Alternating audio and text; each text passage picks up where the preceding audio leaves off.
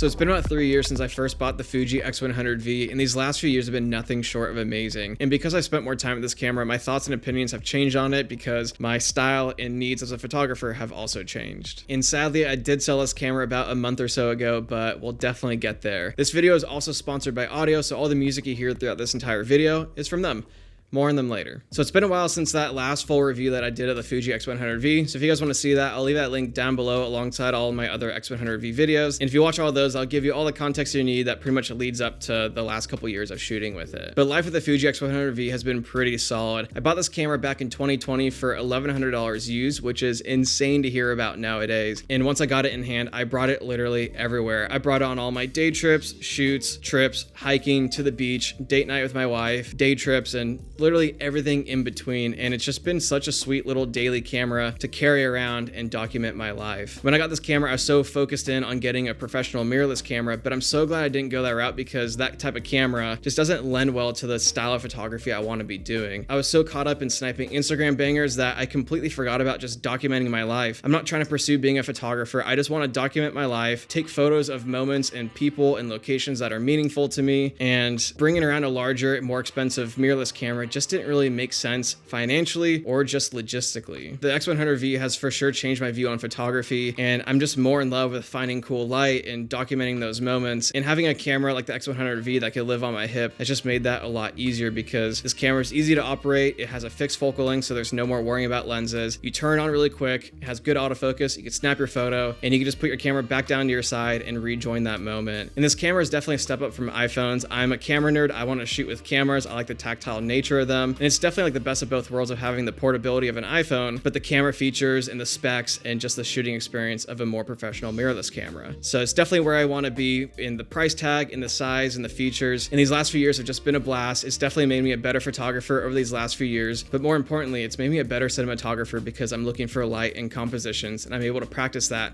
with this camera. At first I shot all manual because I was in love with the dials, but over time I started to learn that it slowed down my workflow. It wasn't really what I was looking for. I just wanted to document those moments and I wanted to be quick and snappy. So I changed everything over to aperture priority, and that just made it extremely easy because I just dictate what aperture or depth of field I'm looking for, and then I autofocus and I take my photo and I'm good to go. I also switched over to single drive. Back in the day when I shot on DSLRs and my Sony a6500, I shot in medium and high bursts, trying to get as many photos as possible, but I was shooting like hundreds if not thousands of photos per day, and I just didn't need that. I wanted to have the slow and intentional process that film has, so I switched over to shooting single drive and just taking one photo at a time. And it's allowed me to stay in the moment and not worry about perfection, trying to look back and forth, seeing which frame is the best one. Whatever frame I take is what I get, and if I mess up, oh well. Better luck next time. So one of the hot topics of conversation in the Fuji community is accessorizing your camera. And I definitely fell into this trap pretty early on, and I ended up buying way too many lens hoods and other accessories that I ended up not needing in the long run. I bought those lens hoods, thumb grip, soft shutter, and a handful of different camera straps, but ultimately I stripped all that away and I only had the bare basics that I needed. I bought a solid SD card, which was the Pro Grade V60. I ended up buying the Clever Supply Co. leather Peak Design strap, but I swapped that out for the Peak Design leash because I preferred that material. I took away my soft shutter button because that kept getting in the way and I would accidentally shoot photos because it would accidentally turn my camera on, and I just didn't like that or want to risk breaking my camera. I took away the thumb grip because I just didn't need it, and I swapped out all of my lens hoods for a lens hood with a built-in UV filter that was as low profile as I can get. And I also ran the Fuji WCL, which turns the 23mm lens into like an 18 or 19, which essentially in full frame terms, it turns your lens from a 35 to a 28. And if you want to see that video, it's linked down below as well. It's an incredible lens, and it really makes the camera a lot more fun because now you have a different focal length to play with. But yeah, I definitely learned that less is more with this camera, and I just didn't want to have all these accessories to carry around. I just wanted to pick up my camera, go take photos with it, come back home, and not have to worry about lugging all these things around or putting stuff in my wife's purse, which yeah, it's just not a fun workflow. I just want to have the bare basics that I need, and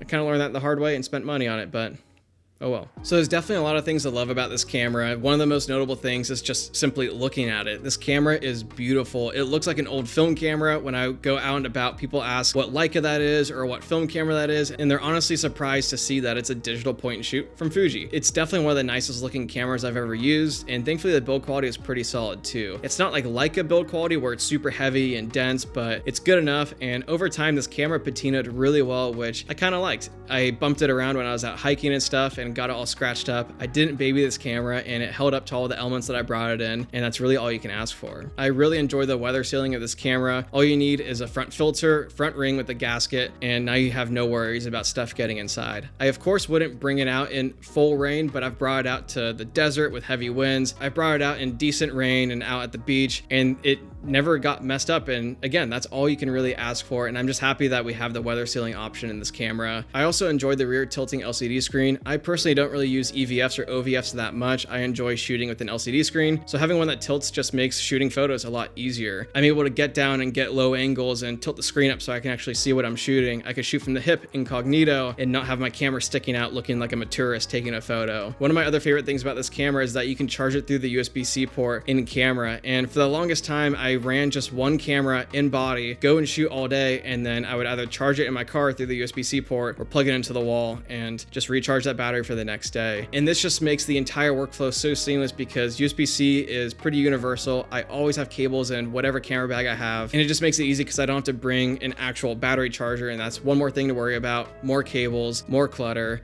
It's just quick and easy and simple, and it just gets the job done. Of course, the image quality and dynamic range is something to write home about. The colors out of these Fuji cameras are second to none, and especially when you work in RAW, these RAW files are so pliable, they're so fun to work with, and you can really fine-tune these files to get that style that you're looking for. A lot of people get these Fuji cameras to shoot in JPEG with the film simulations. I never really mess around with that because I didn't find a recipe that resonated with my style, and I'm also a hobbyist photographer. I am a filmmaker and cinematographer by trade and career, and I enjoy editing photos. I miss doing that from back in the day, so I'd rather shoot in RAW and just throw on music, which I don't really get to do that often when I edit videos, and just edit all my photos, make them in the style that I'm looking for. And it's also been helpful because I've been able to develop so many presets to get consistent looks. But yeah, these files are so good, and especially paired with the Fuji sensors and colors, they're just so fun to work with. I also enjoy having a built-in flashing camera because you can get those really nice point and shoot vibes, especially for weddings or low light parties or any kind of event. You just have that like disposable camera look, and it's nice having it built into camera, so it's again one less accessory to bring around. The only bummer is that if you're running a lens hood, it creates a shadow on your close-up subject, so I usually just take the lens hood off, shoot photos with a flash, and then just throw it back on, and it's fine. The built-in ND is also extremely clutch. It allows you to get so many different types of looks. I really enjoy doing slow shutter drags. There's really no purpose to it besides it's fun and creative, and you can create some really unique images. But it's really hard to do slow shutter drags during the day because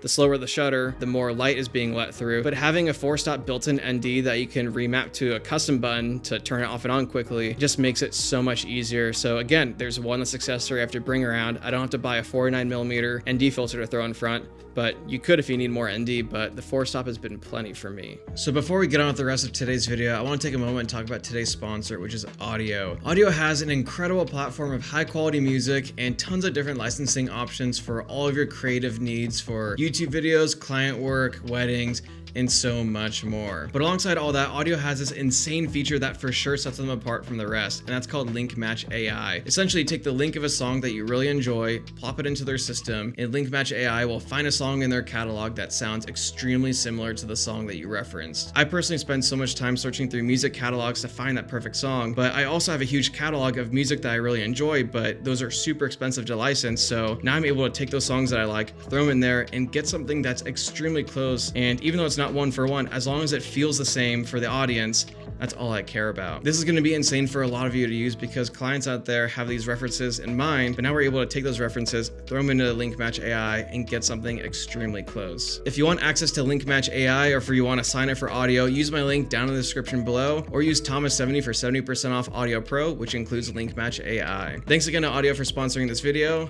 And let's get back into it. So as much as I love this camera, there are some things that I don't like about it that are somewhat tolerable to some that are almost deal breakers. First off, the battery life isn't the best. Like I said before, I would bring around one battery per day, but that's with me shooting sparingly throughout each and every day. If I'm a heavy shooter, if I'm shooting a wedding or something, I would definitely want to bring at least 3 to 4 batteries with me. I don't want to bring the cheap third-party batteries that drain super quick. You want to get the name brand Fuji batteries, which cost more money, but that's just kind of the name of the game for professional photographers. As a hobbyist, It's kind of a wash, but the battery life isn't as good as I'd like it, and that's just kind of it. I wish this camera had IBIS, but again, it's not the end of the world because more often than not, you're not shooting at slow shutters. If you're shooting at a very slow shutter to let more light in when it's a low light, you could probably get down to 1/60th, but anything under that, you definitely want IBIS to help with those micro jitters because it does get very shaky at like 1/20, 1/30, and anything underneath that. The EVF and OVF aren't the best either. When I got this camera, I thought it was a true rangefinder camera until I held a Leica M10 and I saw the rangefinder patch and I was like, dude, I'm over it. The OVF in the camera is cool. You kind of get those lines, but the experience of focusing with that just doesn't feel as premium as an actual rangefinder camera. And the EVF just doesn't really feel that nice either. I wish it had more resolution and more color in it,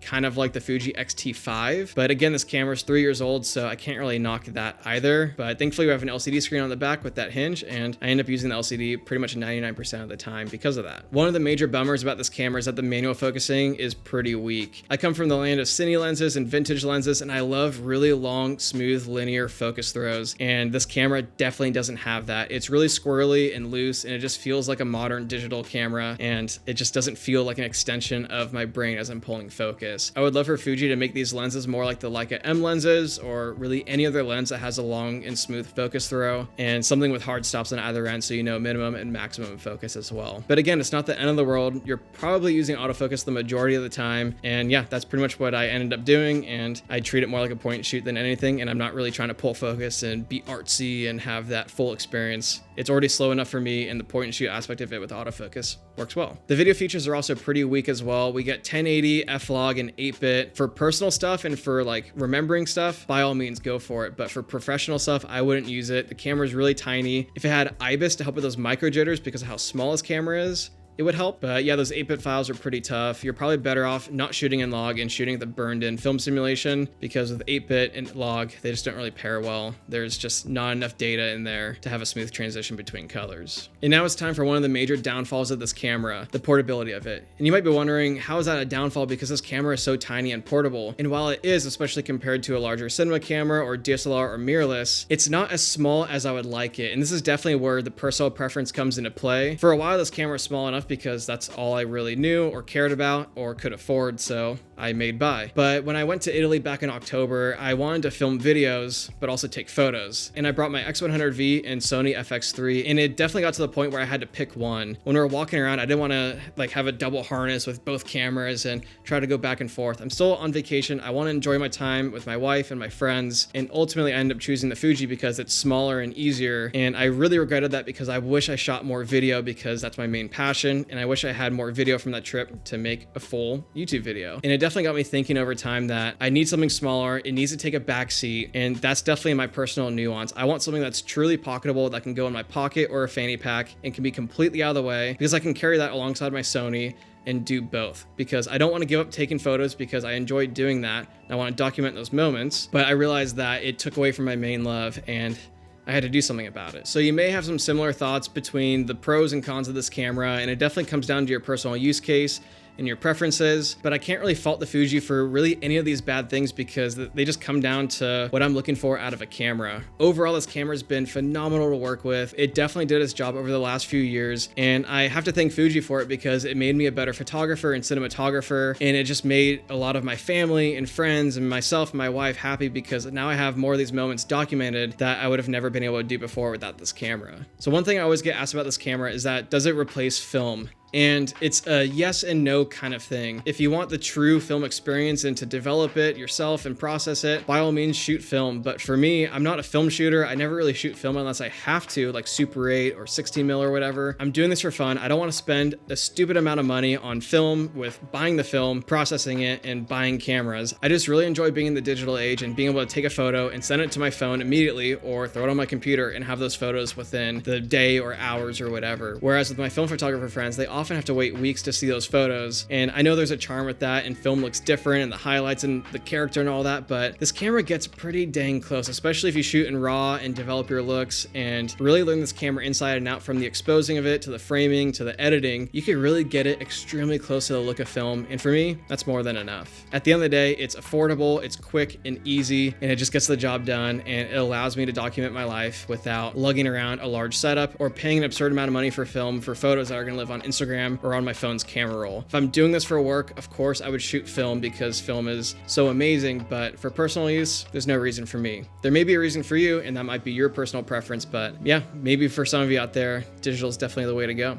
So do I recommend this camera? 100% yes. I recommend this camera to literally anyone from super beginner, never held a camera, to industry pro, you're shooting commercials and all these crazy things. Anyone can benefit from having a camera that you can daily and bring around. This camera doesn't feel like work, and especially for you professional photographers, I think that's a really good thing to have in your kit, to where you're not lugging around your R5 or R3 or Nikon Z9 or Fuji GFX to your family trips and day trips and date night with your wife. There's no reason to bring those around for personal work. Just get a small little APS-C camera, something tiny that you don't mind kind of beating up here and there. It looks like an old film camera, so there's the charm with that. You can customize it to whatever workflow you're looking for, and I definitely think treating it like a point and shoot camera with aperture priority is one of the best things you can do with this camera, and it just takes off so much pressure, and you just let the camera do its thing while you're out there experiencing life. It's definitely going to change your perspective on shooting photos and maybe give you a new love for photography. This camera definitely gave me a new love for photography and made me more excited about it, and I just had so much fun over these last few years documenting my life with this camera, and it was really cool to see my progression as a photographer and as a photo editor because of this camera. So yeah, as amazing as this camera is, I did sell it about a month or so ago, and if you guys watched my older videos about the X100V, you might have picked up that I've been wanting a Leica M, and that's still in the cards, but it's definitely not the right move for me right now. I have finances I need to put towards my career with cinematography. I just bought a Red Komodo X, so I'm paying that off, and I'm also trying to get other accessories for that. So down the road somewhere, I'd love a Leica M. I think that'd be like the perfect camera that would kind of like be like my photography camera. But a while ago, I tried out the Ricoh GR3X, which was kind of a sleeper. I didn't really know about this camera until like a year or so ago, and I rented it for 2 weeks. I brought it to Hawaii, and I actually made a video about that. So I'll leave that link down below as well, so you can see all my thoughts and first impressions about that camera. But spoiler alert, I ended up picking up the Ricoh GR3X, and I've been shooting with it for a little while, and I've been absolutely loving it. So yeah, stay tuned for a video going into all the reasons why I bought the Ricoh GR3X. Yeah, there's a lot of thoughts there, but it's been a really solid move so far. But yeah, for the majority out there, you'll definitely be fine with your Fuji. If you're watching this video, you're probably a photographer. I'm a cinematographer. I have different needs and use cases than you, so please don't blame me for selling your Fuji and regretting it.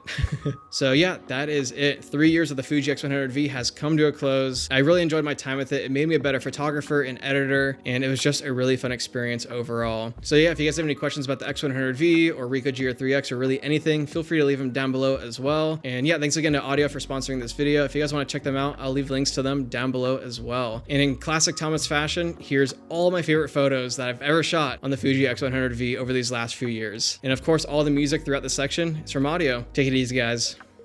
Peace.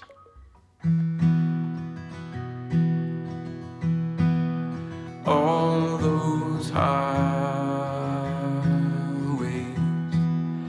and that canyon line held out the time.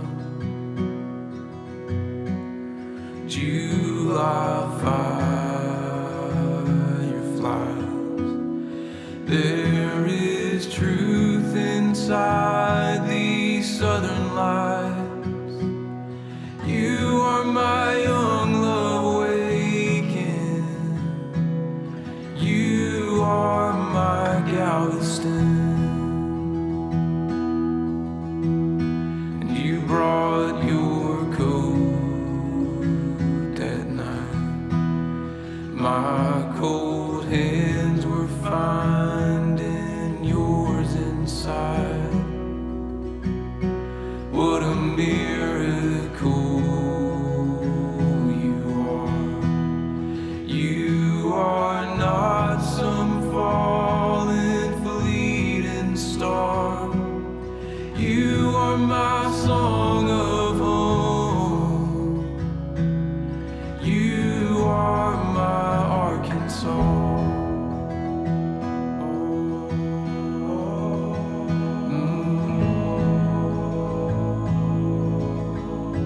My Arkansas.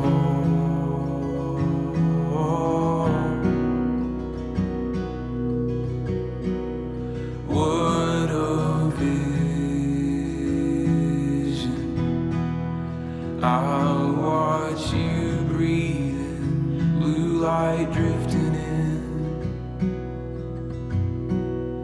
and you've taken me. You're the rainy deep, slow falling sleep. You are my thought of morning. You are my sweetest dream.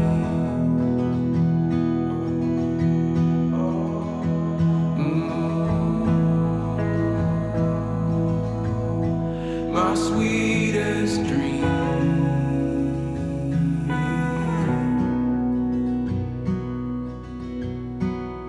Now my heart is calling, reaching for your arms. Has it been that long?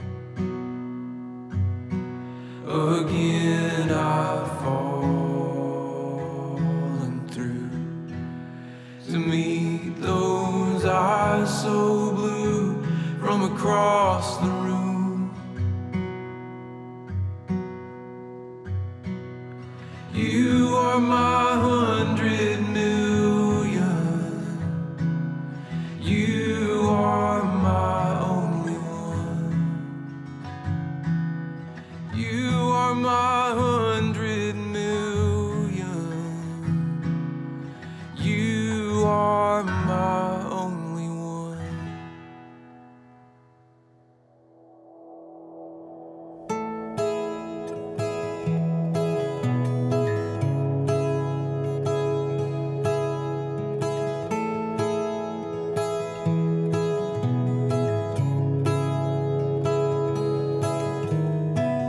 Come find me and please be kind.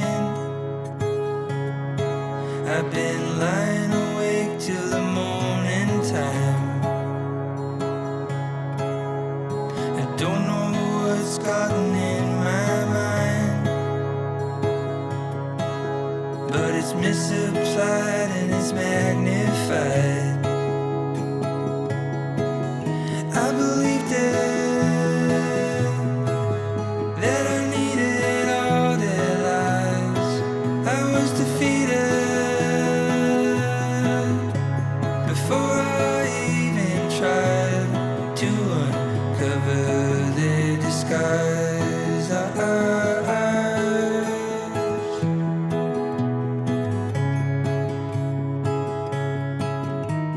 Shaky sighs and waiting lines are showing me a warning sign. Wasting time and wasting dimes on a cheap trick with the lasting tide. I believed that I needed all their lives. I was defeated before I even tried to uncover their disguise.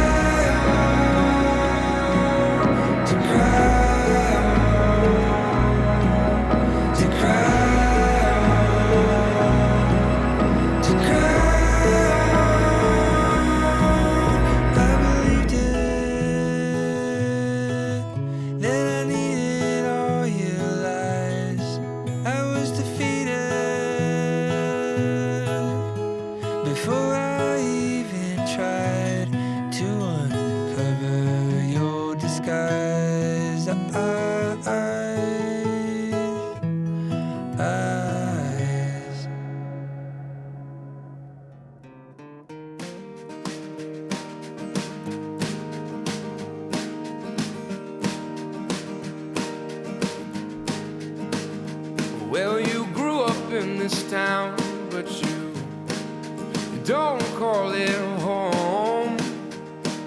I'm trying awfully hard to figure out why you want to be ignored.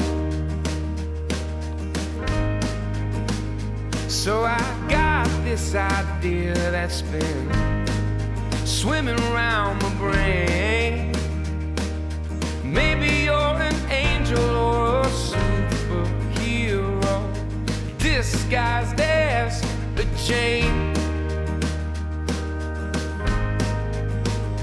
And I guess it's been a few years since I even seen your face. Trying awfully hard to figure out how I could forget your name. But just give me time.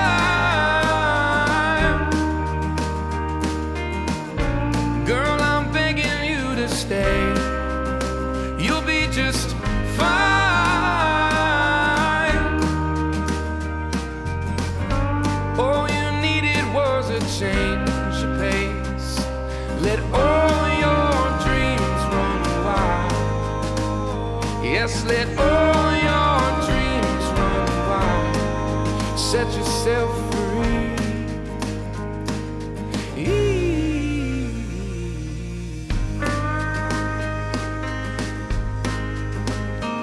And it's 10 years gone and I still can't keep you in this home. I know that I ain't perfect and I drink too often. I'm hard to be around. So you're leaving town tonight, 'cause you just can't stand to stay. And who's to say I blame you, girl, but please consider I still might change. So just give me time. Girl, I'm begging you to stay. We'll be just fine.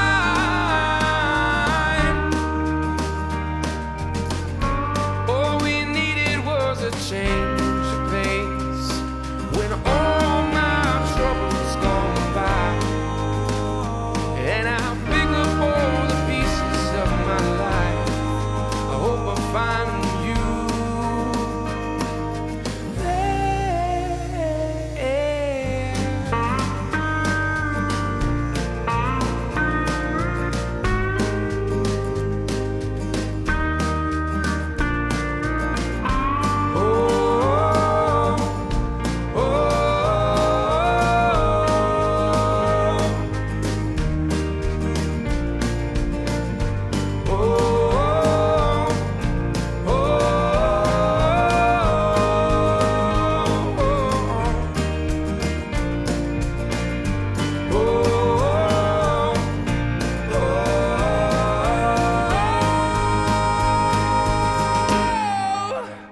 just give me time.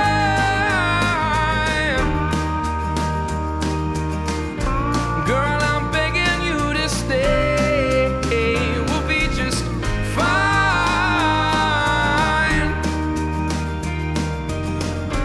All we needed was a change of pace.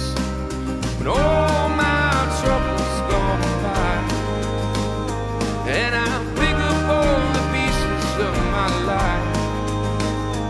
Yes, when all my troubles gone by, and I'll pick up all the pieces. When I'll pick up all the pieces.